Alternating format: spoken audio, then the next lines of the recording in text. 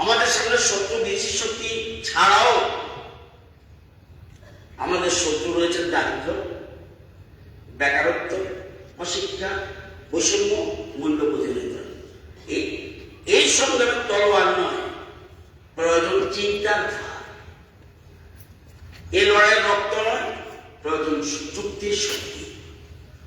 যদিও প্রধানমন্ত্রী নরেন্দ্র মোদীজির নেতৃত্বে দারিদ্র, বেকারত্ব, অশিক্ষা, বৈষম্য আর ভারতবর্ষ থেকে অনেকটা বেশি কমে গেছে। ডিয়ার ফ্রেন্ডস, আপনারা যারা আছেন, ভারত বিশ্বের বৃহত্তম গণতান্ত্রিক রাষ্ট্র, কিন্তু গণতন্ত্র কেবল ভোট দেওয়ার একটা প্রক্রিয়ার মধ্যে সীমাবদ্ধ নয়। গণতন্ত্র হল বিবেকের চর্চা, ভিন্ন মতকে সম্মান করার সাহস, না ভিন্ন মত। কংগ্রেস ভিন্ন মত, এই ভিন্ন মতকে সম্মান দেওয়ার সাহস। সত্যের পক্ষে দান শক্তি।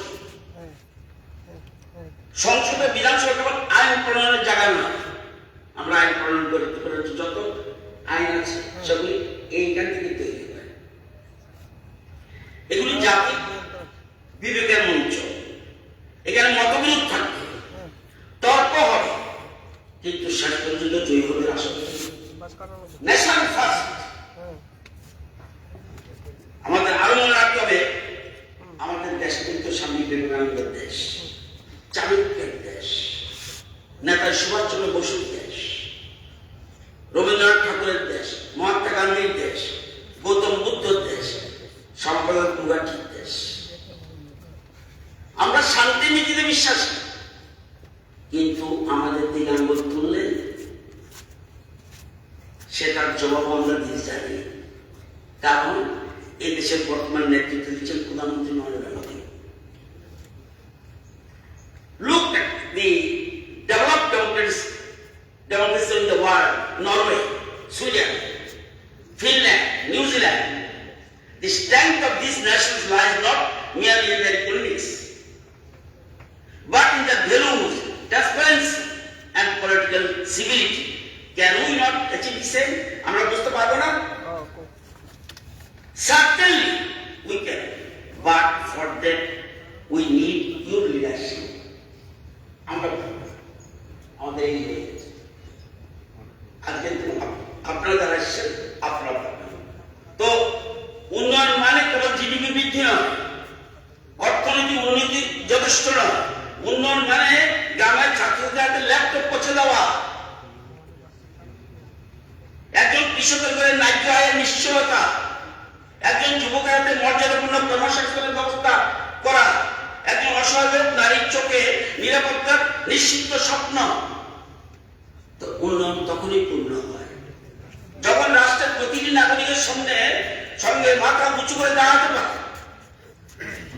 Today India stands on the global stage as a nation with a youthful democratic dividend. আপনারা চিন্তা করতে পারবেন না, আজকে আমাদের সবচেয়ে বড় শক্তি মানব শক্তি। ওয়ার্ল্ডের কোথাও তো this democratic strength is a blessing for our country, but power without direction is not a blessing. It can turn into a curse upon society. Therefore, our youth must be guided by morality, integrity, and spirit of research and inquiry, and humility. If politics does not receive the participation of honest and educated individuals, democracy become weak. So today, I call upon you, do not fear politics. আমাদের জিজ্ঞাসা করি কারা কারা politics করতে চান, সব হাতটা ঢুকিয়ে রাখবে। কারা কারা একটু দেখতে চাই, কারা কারা পলিটিক্স ইন্টারেস্টেড, বুঝাশুন হাত দিল। আমি যারা সাংবাদিক বন্ধু আছে ঘট করে রাখবে। 1, 2, 3, 4, 5, 6, 7, 8, 9, 10 years. যার তবু একটা ফুটবল টিম হয়েছে। Very good.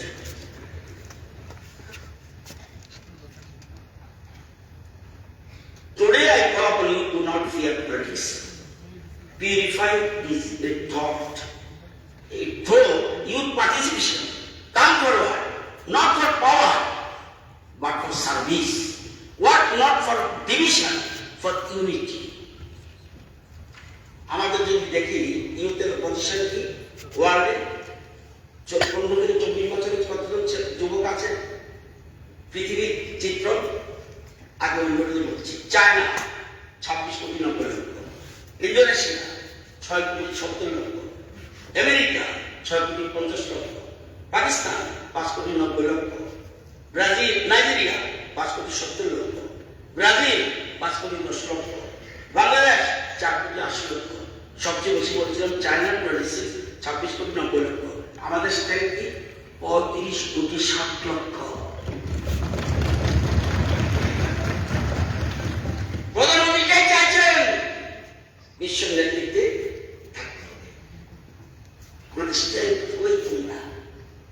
আমরা না আমাদের যদিও আমার এই স্কুলে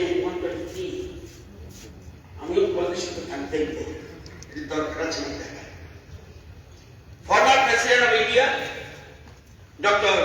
APJ Abdul Kalam said, the ignited mind of the youth, আমি বলছি না, the ignited mind of the youth is the most powerful resource on the earth. আমার থেকে তুমি বেশি বুঝে Present Prime Minister of India, Sri Narendra Modi has said, today's youth are the national leaders of tomorrow. তোমরা যারা সবাই politics আসে এটা বলছি না যাদের যেখানে দরকার আমাদের বহু জায়গায় দরকার আছে ত্রিপুরা কিন্তু একটা সম্ভাবনার রাজ্য